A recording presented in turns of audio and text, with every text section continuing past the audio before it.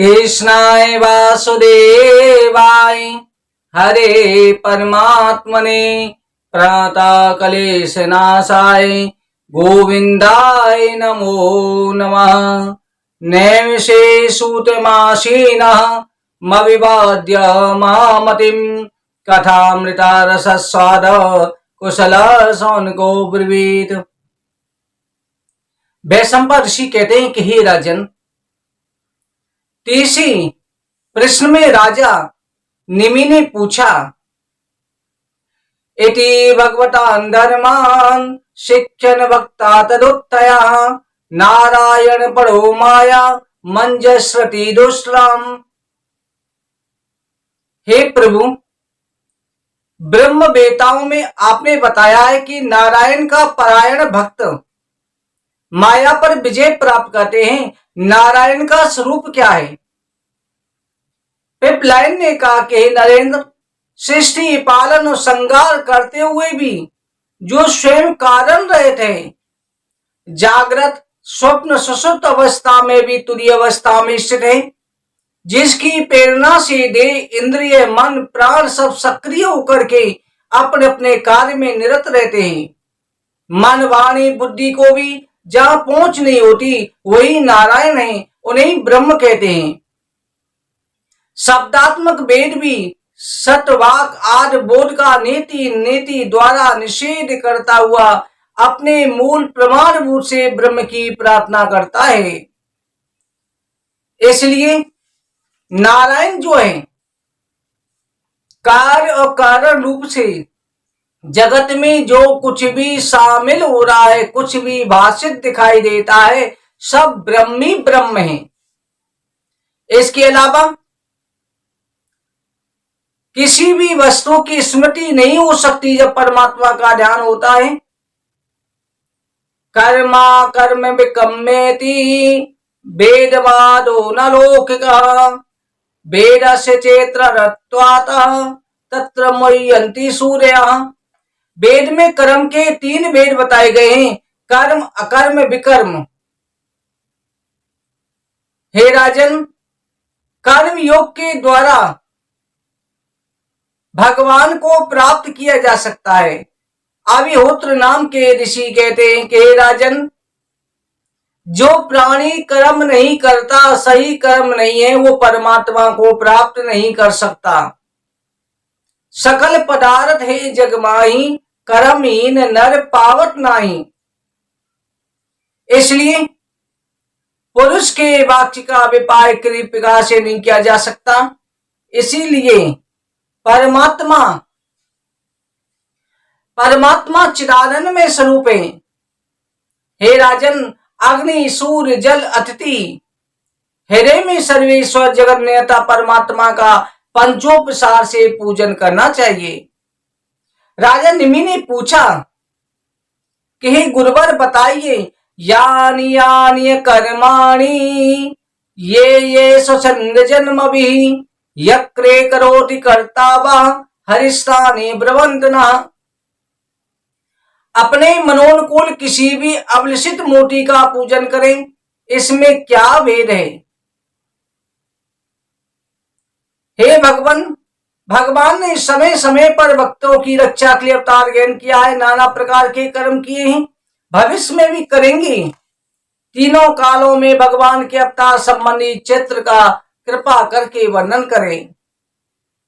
मैती दिमल ने कहा, हे राजन, मनुष्य किसी भी प्रकार अपनी बुद्धि कौशल से गणित करके पृथ्वी के कणों को गिन सकता है, आकाश के तारों को गिन सकता है, पर हरि अनंत हरि कथा अनंता। भगवान के इतने अवतार हुए हैं कि जिनकी कोई गिनती नहीं कर सकता। ना जाने सृष्टि कब से चली आ रही है। भगवान ने स्वयं कहा, अयमेवास्मेवाग्रे नाद्यते सत्परम पश्चादम यते सस्य यो वशीसे सूक्ष्मम्। इस संसार में कुछ भी नहीं रहता, तब भी मैं रहता हूं। जब कुछ नहीं था तब भी मैं था। परमात्मा को खुद अपना नहीं पता, वो कब से ही।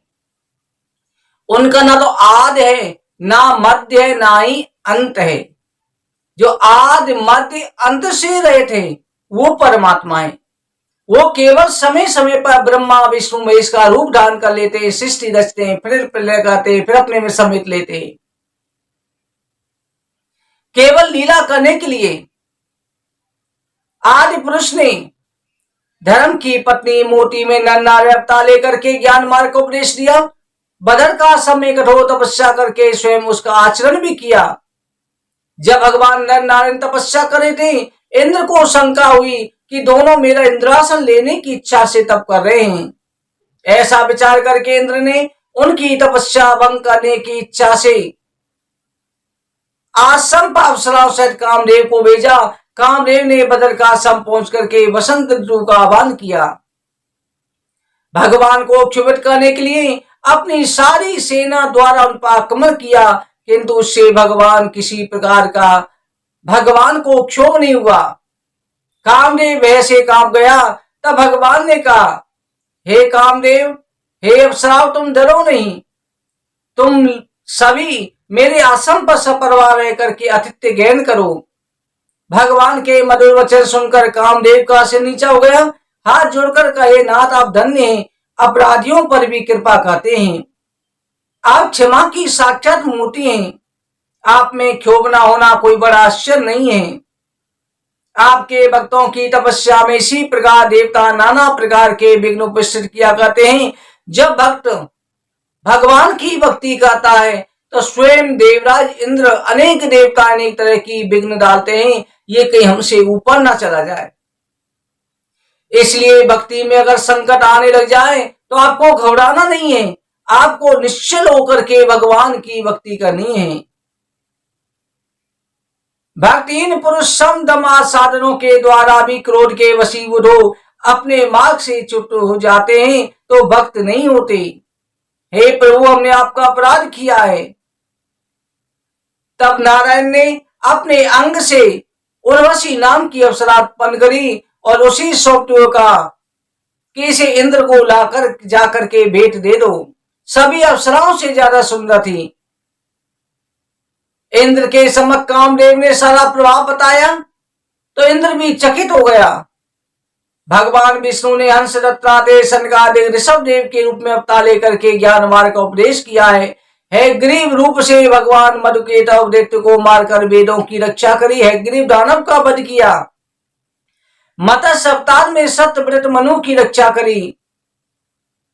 भगवान ने अनेक अवतार लिए हैं। 12 अवतार द्वारा पृथ्वी की, पूर्व अवतार द्वारा देवताओं के मंद्राचल पर्वत को धारण किया, हरि रूप से गजेंद्र को मोक्ष किया, वामन रूप से बलि पर कृपा, परशुराम रूप से ब्रह्मद्रोही क्षत्रियों का वध, राम रूप से राक्षस रावण का संहार किया। कृष्ण अवतार में बड़े बड़े दैत्यों का वध करके पृथ्वी का भार उतारा। बुद्ध अवतार में भगवान ने वेद विरुद्ध तर्कों द्वारा अनाधिकारी दैत्यों को मोड़ करके ज्ञान अनुष्ठान से भटका दिया। भगवान का बुद्ध अवतार आंशिक बुद्ध अवतार हुआ है। अब कहा जाता है कि बुद्ध अवतार क्या ये था जिस समय बौद्ध को मानते हैं, ये बुद्ध अवतार नहीं था, वो बुद्ध अवतार अलग था। वो बुद्ध अवतार जब राक्षस शास्त्रों के अनुसार कर्म करके ऐसे हो गए थे, हर समय धर्म निष्ठा यज्ञ अनुष्ठान करते थे, तो उनके कारण देवताओं का मान भ्रष्ट हो रहा था, क्योंकि राक्षस सारी विधि करते, फिर उस तपस्या से पुण्य से जो फल प्राप्त होता उससे दुरुपयोग करते। इसलिए भगवान ने वो बुद्ध अवतार लेकर के उन राक्षसों को भ्रमित किया। इसलिए बुद्ध अवतार जो है हमारे सनातन धर्म में परिणाम योग हैं, पूजनीय हैं, पर इनका जाप अनुष्ठान, इनके मार्ग का अनुसरण इसलिए नहीं होता कि उन्होंने राक्षसों को धर्म से च्युत किया था, उन्हें ज्ञान मार्ग से भ्रष्ट करके और उनको भटकाया था, जिससे उनका विनाश हुआ। इसलिए भगवान के अनेकों अवतार होते हैं।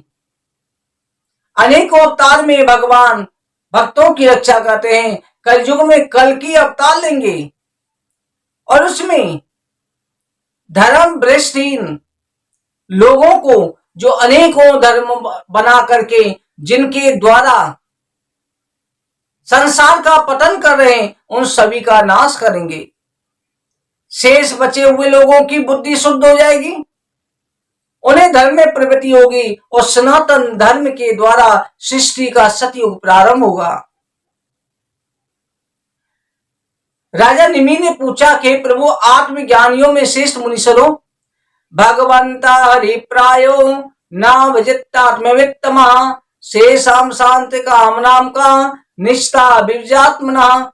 संसार में जो प्राणी निरंतर विषय आसक्त है, मन का निग्रह नहीं कर पाते, चंचल प्रवृत्ति वाले हैं, जो भगवान का भजन पूजन नहीं करते, ऐसे पुरुषों की अंत में क्या गति होती है।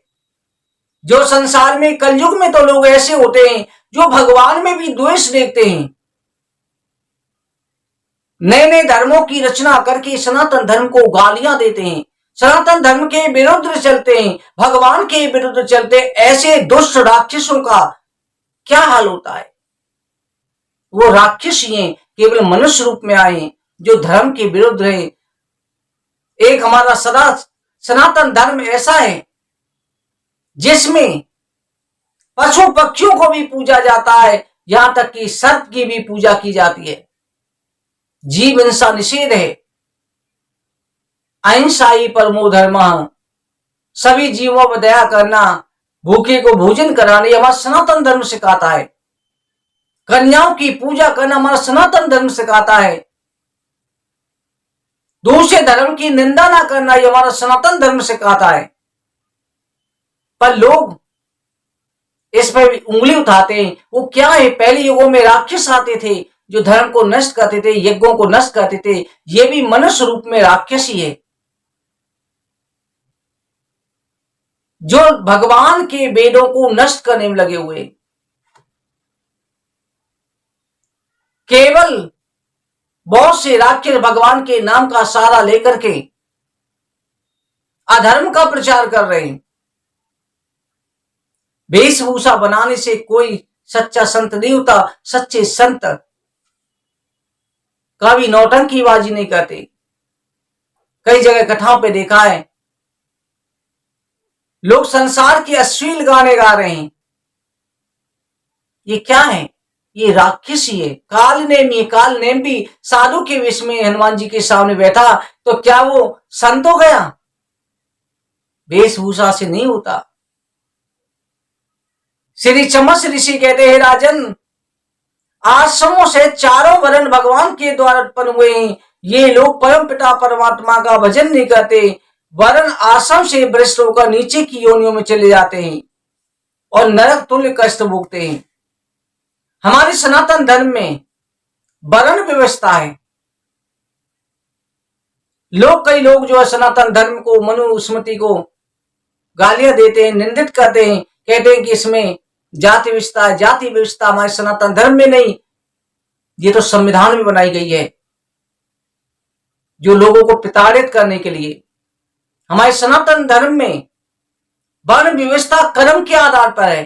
अगर ब्राह्मण होकर के भी वो नीच कर्म करता है तो वो शूद्र हो जाता है। शूद्र जाति नहीं है कोई, ये वर्ण है, कर्म है। और अगर कोई शूद्र ब्राह्मण जैसा कर्म करे, पवित्र जीवन व्यतीत करे, भक्ति करे, शाकाहारी भोजन करे, जीवोदय करे, वो भी ब्राह्मण समान हो जाता है। तो ये कर्म व्यवस्था है जन्म से। और इसमें कुछ कुल में, ब्राह्मण कुल में जन्म लिया और मान तपस्वी है, प्रभु की भक्ति करता है, तो महाश्रेष्ठ अतिश्रेष्ठ ब्रह्म ज्ञानी ब्राह्मण हो जाता है। और कर्म करने से निश्चित हो जाता है। जैसे परशुराम जी क्षत्रिय थे, जाति से, जन्म से क्षत्रिय थे, पर उन्होंने कर्म किया, क्षत्रिय से ब्राह्मण हो गए। ये कर्म का प्रभाव होता है।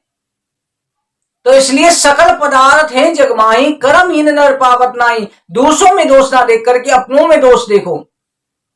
अपने धर्म की रक्षा हमेशा करो। भगवान की जितने भी अवतार हैं, देखना, एक हाथ आशीर्वाद दे रहा है, एक हाथ में फूल भी है, तो एक हाथ में सुदर्शन चक्र और तलवार त्रिशूल भी है। धर्म की रक्षा के लिए अगर आतताई का वध किया जाए तो वो पाप नहीं होता। चमस ऋषि कहते हैं राजन, किसी भी हाल में धर्मो रक्षति रक्षता धर्मो रक्षति मानवा, अपने धर्म के लिए बलिदान हो जाओ। जिस धर्म में जन्म लिया उस धर्म का बलिदान करो, उसके लिए बलिदान ही दे दो। कोई उंगली उठाए, कहा जाता है अगर हमारे भगवान की वेद विरुद्ध कोई निंदा कर रहा है, वह शक्ति है तो निंदा करने वाले की जीभ काट ले, शक्ति नहीं है तो वहां से उठ करके तुरंत घर को आ जाए। अगर सामर्थ्य नहीं है, उठ भी नहीं सकते, तो कानों में उंगली दे ले, निंदा नहीं सुननी चाहिए, अन्यथा नरक की प्राप्ति होती है। इसलिए जो कुसंगति भगवान की कथा नाम कीर्तन से विमुख कर दे, अज्ञानियों को, राजाओं को ऐसी शिक्षा देनी चाहिए कि ऐसे लोगों को दंड दें। कुछ ब्राह्मण क्षत्रिय वैसे ऐसे हैं जो संस्कार द्वारा भगवान भजन का अधिकार प्राप्त कर लेने पर भी वेद के अर्थवाद से मोहित होकर भ्रमित चक्कर में पड़े रहते हैं। उन्हें भगवत कथा स्वाति नहीं है, भक्तों को देख करके हंसी उड़ाते हैं, आवेश में आकर के सर्वस्व भगवान को अंत तंत भला बुरा तक कहते हैं।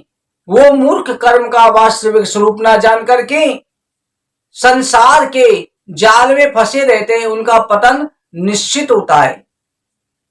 गृहस्थ आश्रम में कई लोग स्त्रियों की उपासना करके, यानी कि मोह के, काम के दास बन करके अपने मनोरथों को सिद्ध करते हैं। अज्ञानी अन्न से ही और नाना प्रकार के पशुओं की बलि देते हैं। यज्ञों मनुष्ठानों में कार्य सिद्धि के लिए तंत्र विद्या में जो बलि देते हैं वो प्राणी वेद विरुद्ध हैं, उनके अंत में दुर्गति होती है। वेद उपनिषद पुराण कह रहा है कि आकाश के समान आत्मा व्यापक है, सभी जीवों में सर्वत्र रूप से समान आत्मा है, इसलिए किसी भी जीव का दिल नहीं दुखाना चाहिए, किसी जीव को दुख नहीं देना चाहिए। आज किसी जीव की हिंसा करके उसका आप भोजन कर रहे हो, उसे पका के खा रहे हो, एक दिन ऐसा आएगा कि तुम्हारे साथ भी ऐसा होने वाला है। फिर कहते हैं कि प्रभु हमारी सुनते नहीं है, प्रभु ने हमारी मनोकामना नहीं पूरी की। कई लोग ऐसे होते हैं जो भगवान के हरवंश पुराण की कथा सुन रहे हैं, उनको रहा नहीं जाता, गुरु जी हमें तो नॉनवेज खाना है। अरे तुम जब दूसरे जीव को कष्ट दे रहे हो तो तुम्हारा दुख भगवान क्यों सुनेंगे? तुम्हारा कार्य सिद्ध हो ही नहीं सकता अगर जीव हिंसा करके तुम जीव का मांस भक्षण कर रहे हो। पवित्र आचरण करो, भगवान की कथा में ये चीजें मत ग्रहण करो, फिर कैसे फल मिलेगा? सभी जीवों में परमात्मा है, आप फल नहीं मिल सकता। जीव हिंसा वाला नाश जो तामसी भोजन ग्रहण करता है, उसको अगर मिल भी गया तो उसकी संतान ऐसी होगी कि उसे दुखी देगी। इसलिए फिर भी मूर्ख सुनते नहीं है, जीवों का वध करते हैं, विषय भोग के कीड़े निवृत्ति परक वेदों को प्रतिपूरक मानते हैं, संसार में मध्य मांस मैथुन का सेवन करते हैं, इसी कारण उनकी दुर्गति होती है, जन्म मरण में भटक रहते हैं, कभी किसी योनि में जाते हैं, पशु पक्षी कीड़े मकोड़े एक दूसरे को खाते रहते हैं। आज जिस जीव को खा रहे हैं वैसे आपको भी बनना है, वो भी आपको मार करके किसी न किसी योनि में खाएगा। इसलिए हमेशा मोक्ष के लिए किसी भी जीव की हिंसा ना करो, क्योंकि मृत्यु के बाद वही जीव नोच नोच करके परलोक में उसका मांस भक्षण करते हैं। राजा निमि ने पूछा, प्रभु 4 युगों में भगवान का स्वरूप वर्ण आकार कैसा रहता है, किस विधि से मनुष्य पूजा करते हैं?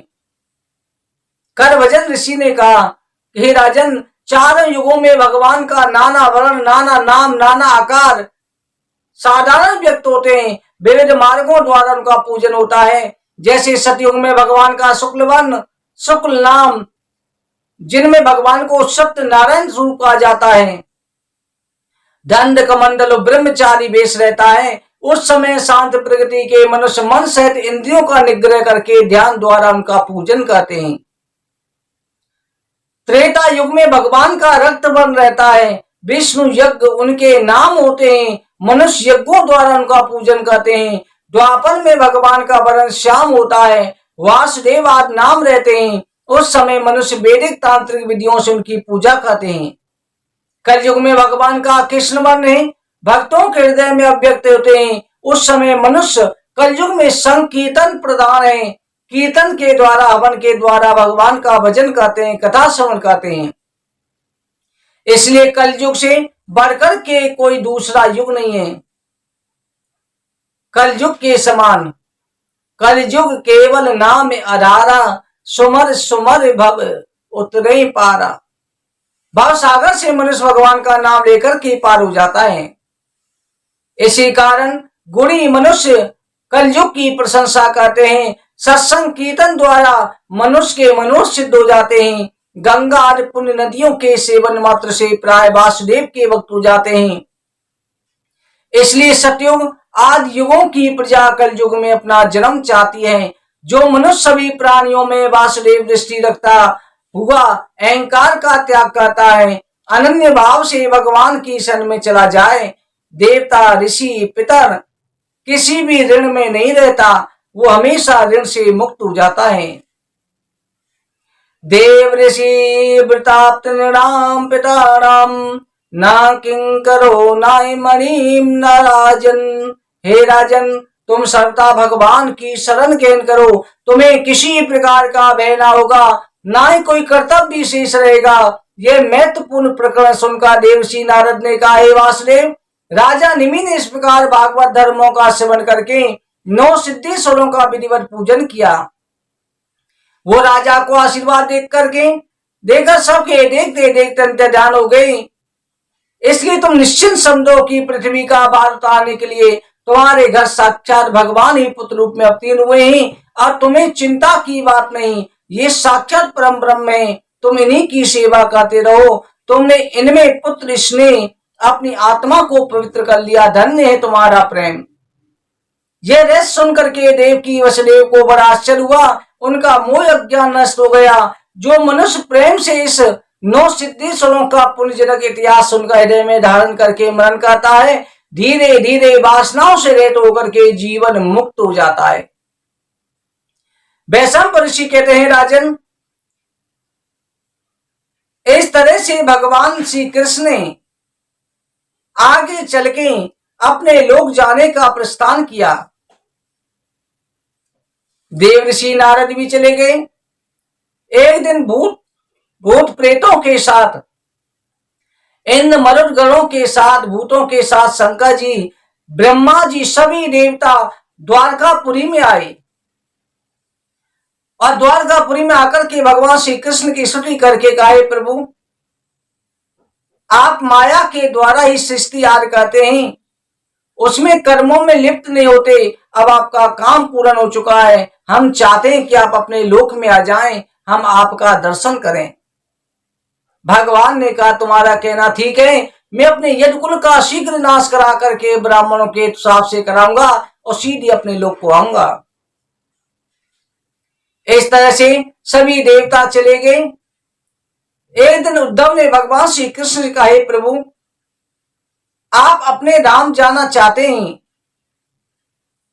परंतु मैं आपका वियोग ना सह सकूंगा। उद्धव के प्रार्थना करने पर भगवान ने कहा, हे उद्धव, तुमने ठीक कहा। ब्रह्मा सभी देवता मुझे अपने परम धाम में देखने की इच्छा कर रहे हैं। मैंने जिस कारण अवतार लिया वो कार्य संपन्न हो चुका है। मेरा कुल ब्राह्मणों के हिसाब से नष्ट हो जाएगा। 7वें दिन समुद्र इस पुरी को डुबो देगा और मेरी पृथ्वी छोटे कलयुग का पृथ्वी पर आक्रमण हो जाएगा। तुम तो अपने बंधु बांधवों का स्नेह त्याग कर मुझ में चित्त लगा करके सर्वत्र समदृष्टि रखते हुए पृथ्वी पर विचरना। मन, वाणी, चक्षु, नेत्र, श्रोत इंद्रियों से जो कुछ देखा सुना कहा जाता है, ये सब माया का प्रपंच है, स्वप्न के समान झूठा है। तुम इसे मेरा स्वरूप समझ करके ध्यान करो, संसारिक विपत्तियां मेरे वियोग का कष्ट न हो सकेगा। भगवान के ऐसे मधुर वचन सुन करके उद्धव जी ने कहा, प्रभु, मेरी दृष्टि में आपके अलावा कोई दूसरा तत्व नहीं दिखाई पड़ता। आप बताइए कि आपकी माया जाल से मैं मोहित कैसे उससे छुटकारा पा सकता हूं, जिससे मैं मोहित ना हूं। भगवान ने कहा, संसार में प्राय विवेकी पुरुष विषय वासना से अपनी आत्मा स्वयं साधन द्वारा उद्धार करते हैं। पशु पक्षी कीड़े मकोड़े के शरीर में भी आत्मा गुरु के सम्मान हित अनित का ज्ञान कराती है। यद्यपि आत्मा के निवास की बहुत सी पुरियाएं और सब में यह मनुष्य शरीर सबसे श्रेष्ठ बताया गया है। जैसे दत्तात्रेय ऋषि ने 24 गुरुओं के द्वारा शिक्षा प्राप्त करी थी। हमारे पूर्वज यदु को उपदेश दिया था। दत्तात्रेय ऋषि ने कहा कि मैंने 24 गुरुओं से शिक्षा प्राप्त करी है।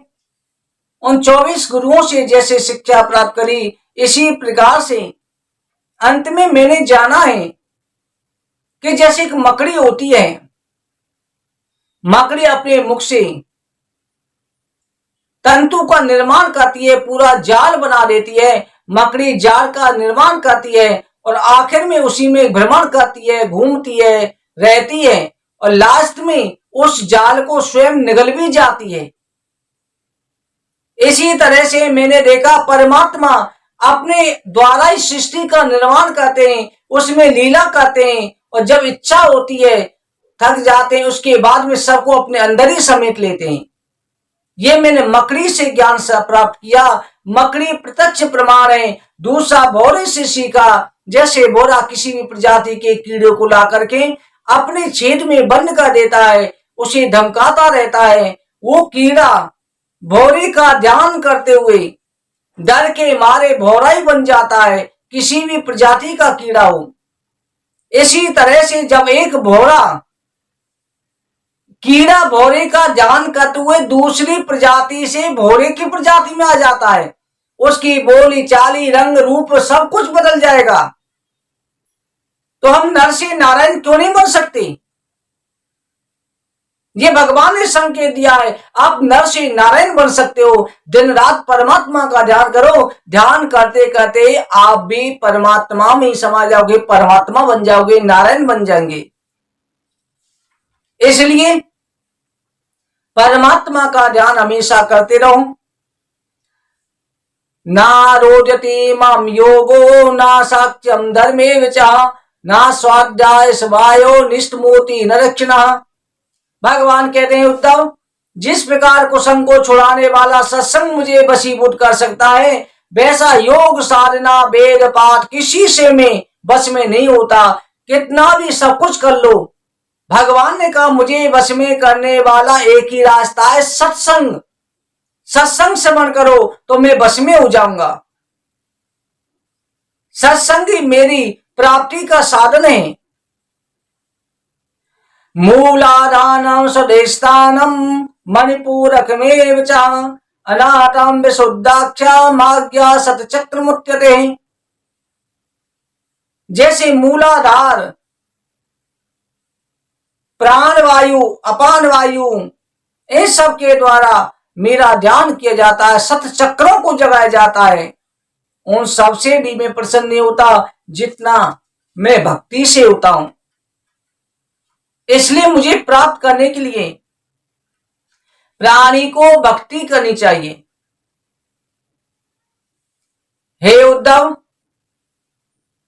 जो सर्वत्र मुझे देखता है, हर वस्तु में मुझे देखता है, हर जीव में मुझे देखता है, वो कभी पाप नहीं कर सकता, वो मुझको ही प्राप्त हो जाता है। सर्वत्र मुझे देखते हुए सिया राम में सब जग जानी, करो प्रणाम जोर जुग पानी। मेरा ध्यान करते करते मुझे प्राप्त हो जाता है। भक्तों, आज की कथा कहीं पर विश्राम करते हैं।